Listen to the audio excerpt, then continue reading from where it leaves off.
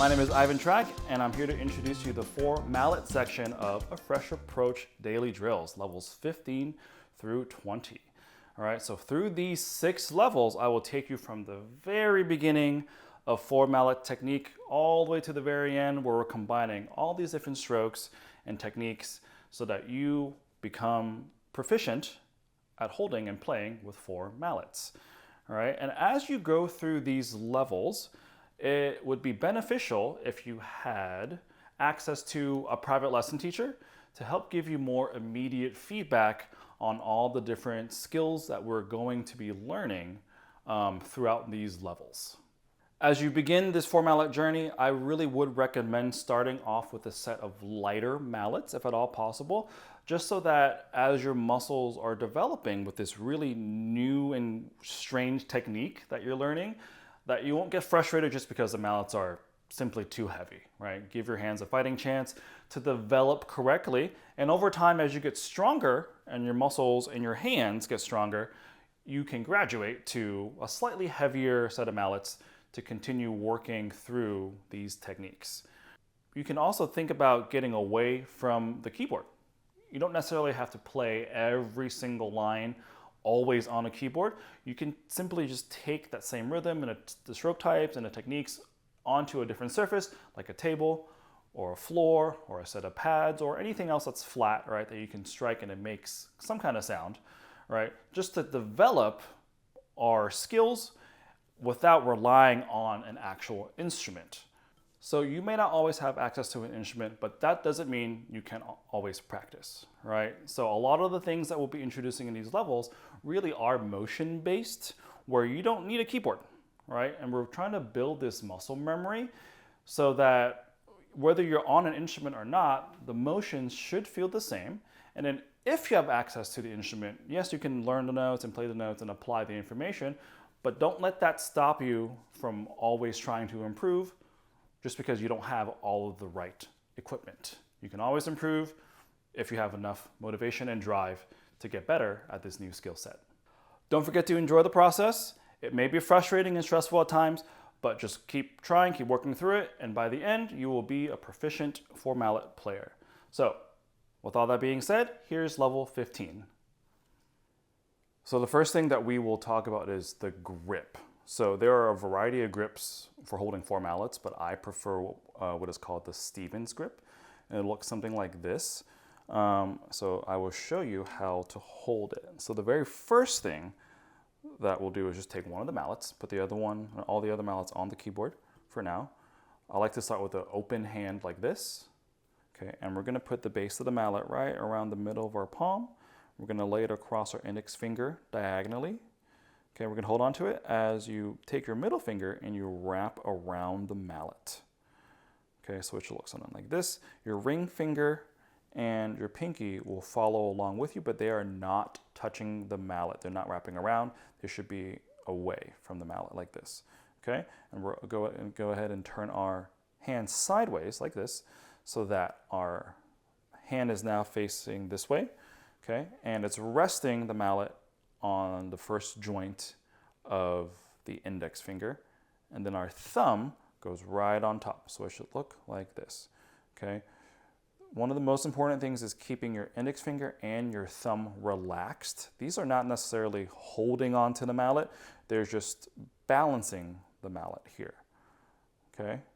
And then what's actually holding on to the mallet is the middle finger being wrapped around. All right, and I like to tell my students that the middle finger should be creating almost like a little box around this mallet, okay? And then you take your other mallet, you open up your ring finger and your pinky, and we're gonna put that mallet right here. And it should look similar to the middle finger where the fingers are wrapped around the mallet as well, okay? And then as far as this side, when we turn our hand around, take a look at where this outside mallet is, right? It should not be all the way on the webbing of your hand because that's going to be really uncomfortable and actually kind of painful. It should be just a little bit away from the webbing, so there's a bit of a gap between the webbing and that mallet. If you turn your hand around again, if you look at your palm, the amount of mallet sticking out is actually really important. We do not want something like this, because that's just going to cause a lot of problems down the line. And it may seem like it would be more secure for your grip, but it's actually not the case. So we just want a minimal amount. And I like to make sure that my middle finger and my pinky, they have the same amount of mallet sticking out on both ends. Once you have the grip, we're going to turn our hand over like this, okay? And what you'll notice is that my hand looks very different than, say, if I were holding just 2 mallets, all right? If I was just holding 1 mallet in each hand, my hand is almost completely flat, my palm facing down, whereas when I'm holding Steven's grip 4 mallets, my hand is facing sideways, right? It looks more like this, with the back of my hand facing out, and my palm is facing inwards over here, okay? In this position, your thumb should be completely flat on top. I like to tell my students that if you can't balance a penny on your thumbnail, then your thumb is in the wrong position, right? So if your hand was turned sideways, you couldn't balance a coin on that thumbnail at all, okay? And then your index finger should also be pointed outwards just a little bit. If I were holding 4 mallets in both of my hands, my index fingers would actually be pointing towards each other, right? Looking like this, okay? And again, keeping those fingers relaxed is very, very important for that grip. So Steven's grip is a very unusual hand configuration, at least compared to everything else that you've learned so far. So that might be the biggest hurdle as you start your 4 mallet journey here. So my advice is to practice just picking up the mallets and then putting them down and seeing how comfortable you can make that process. At first, you may need to do the entire process again, where you take 1 mallet at a time, make sure every finger is where it needs to be, use your other hand to help you, right? And just get really good at doing that, okay? Eventually, you won't have to use your other hand because it's probably holding on to other mallets as well, and you would need to figure out how to just pick them up with the mallets on the keyboard with 1 hand. Okay, so my advice actually is to go for the outside mallet first, because that can immediately go into position, okay? And then you can go in and grab the inside mallet with the middle finger and then kind of get that into position as well. All right, and over time, the more you do it, the quicker you will be at just picking up the mallets. But this is also something that will take some patience, right? It's not gonna feel normal for a long time, and that is okay, because this grip, if you look at the shape that my hand's making, imagine there were no mallets here, well, you have never made this shape before in your entire life, okay? And before we play any of these exercises, we need to make sure that the keyboard is at a good height, or whatever surface that you're playing on is at a good height for you, and that the mallet head is touching the surface, and at this point of contact, the shaft should be parallel to the keys. It shouldn't be angled like this, and it shouldn't be, of course, angled down here, because then you're going to get a lot of stick shots, which we don't want on the instrument, all right? So before you do anything, check that and make sure that everything is moving correctly, okay? And to execute our very first stroke of this lesson here, which is called a double vertical stroke, all right, we want to use only our wrist to lift up from the keyboard. So it looks like this, okay? And I like to tell my students also that a double vertical stroke is a wrist-based stroke. So we don't use our elbow, we don't use our shoulder, we don't use anything else besides our wrist to go up. So I'll do it a few more times in slow motion so you can see how this functions.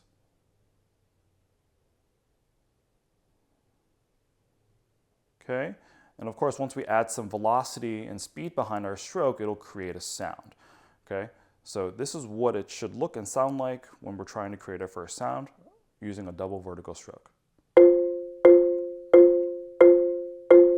Okay, notice that each stroke comes back up to the point at which I started, right? And it's a pretty quick rebound while still staying relaxed in the hand. We don't want to squeeze the mallets, because then it's actually going to be pretty challenging to move just your wrist, right?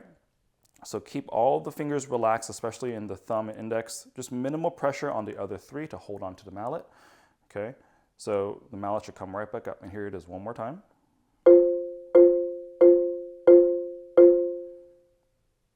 As you move through these exercises, I would focus on just using one hand at a time, right, to really build up the strength that is required to play some of the more challenging things that you will play, but just to get the mechanical motion to be as fluid and controlled as possible. And then you would switch to the left hand and do the same thing. We're just left hand and just working on one hand at a time, so that way you don't have to split your focus between the hands. When you're ready to put the hands together, our first hands together exercise is line number 3. Okay, and something else to think about as you add more mallets into the mix here, where you strike the keyboard, or if you're not using a keyboard, if you're just playing on the floor or any kind of other flat surface, try to make sure that all 4 mallets are in a straight line as regards to where you're hitting, right? So to do that, really simple way is just have all 4 mallets. You just touch the keyboard, and I like to use the resonator as like my kind of target, my guide, so we can kind of see that my mallets are above the resonators, and it's one straight line across the keyboard. This will ensure that we're getting the most consistent sound across the range of the instrument. And also, this will allow you to make sure that everything else that you need to think about is correct in regards to your stance, right? So we want to make sure that we're feet are shoulder width apart, nice and relaxed. Don't lock your knees, okay? Forearms should be not tucked tight against your torso, right? Because if you look at what happens to my mallets when I do that, the beating spots get all in different spots, which we don't want, right? So just nice and relaxed, upper arms, okay? A little bit of space between your elbows and your torso, all right? And your wrist should be in a neutral position. And what I mean by that is I'm not doing any kind of flexing of my wrist here at all when I'm preparing for my double vertical strokes. It just looks as if my hands were like this. As if I were about to shake your hand, right? So it would look like this. I wouldn't shake my hand in either of those positions. Okay, so it would look like this. All right, and then you want to make sure that all 4 mallets start in the same position, upwards, all right? So as you can see, when you add both hands together, there's already a lot of different things to keep track of. So focusing on one hand at a time is a really great idea before you started to add both. Okay, so as you progress through level 15, there are some interval changes in some of the different lines here, right? So line 4, 5, and 6, we use an interval of a fourth. For interval changing, it is all in the index finger and the thumb, all right? So what happens is, because those 2 fingers are relaxed, right, they are able to move around in your hand, and they can take the mallet with it. Right, so when I'm going for a smaller interval, so say I'm going from a 5th to a 4th, I just bring my index finger inwards a little bit and my thumb just follows on top. Now I'm not squeezing at all, I'm not adding any kind of tension in my grip to create that shape. I'm just moving it like this. Okay, and then the same thing applies for when you go down to line number 7, 8. We have a 3rd interval. So that's even further, okay? So it is okay that the index finger is now not exactly pointed at each other because the interval is so small. So it can be tucked in just a little bit.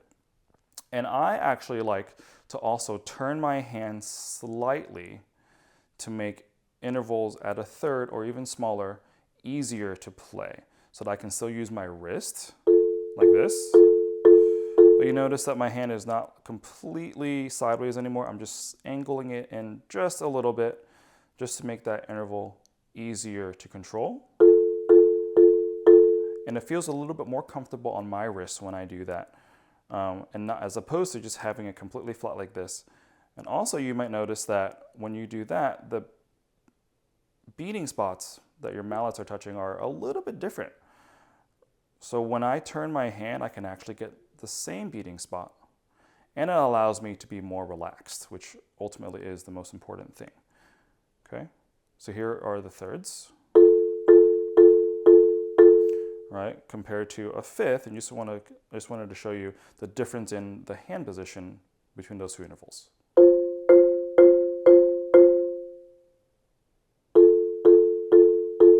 It's a very slight difference, and I'm still using mostly wrist for those motions.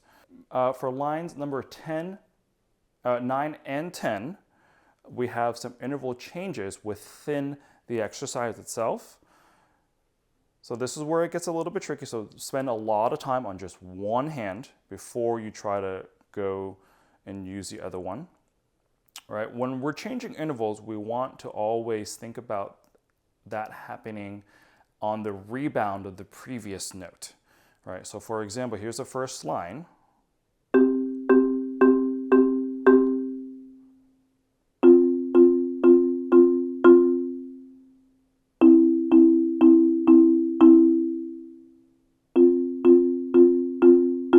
So notice that once I finished beat 3 of each measure, my intervals immediately change to the next one, right? So it'll look something like this. So here's just here's actually just measure 1.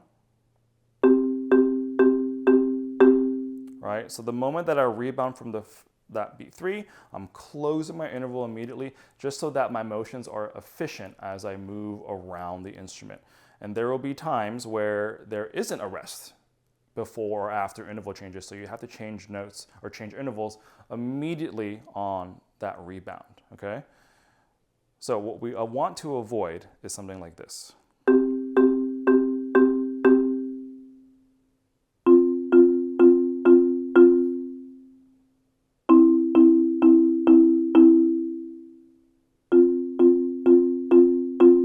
Right, so that is not necessarily incorrect, but it just takes too much time. And we want the interval changes to be immediate and as quick as possible so that we're not just used to relying on this kind of, like just relying on space to move our intervals around. So as you start to practice this level 15 and we're developing our 4 mallet technique, just be patient. This takes a lot of time. All right, and this is a completely new hand position. There's more mallets in your hands than you've ever had before, and it's gonna be slightly uncomfortable for a while as you develop and build your muscles in this new manner, okay? You might find that your left hand might take a little bit longer if you're right-handed, of course, and vice versa if you're left-handed, to develop the same kind of fluidity as your dominant hand. So spend some more time on your weak hand to make sure that you're not, just working on the side that feels better or is easier to come by, okay? As you're moving through these double vertical strokes, it's really important that you always try to use the entire range of motion of your wrist. And that may not be as wide as this at first, and that is okay, but we shouldn't be working on the vertical stroke like this because then we're not really pushing ourselves and developing our flexibility in the correct way. So this may take a bit of time. Like it's not going to be a one practice session thing, where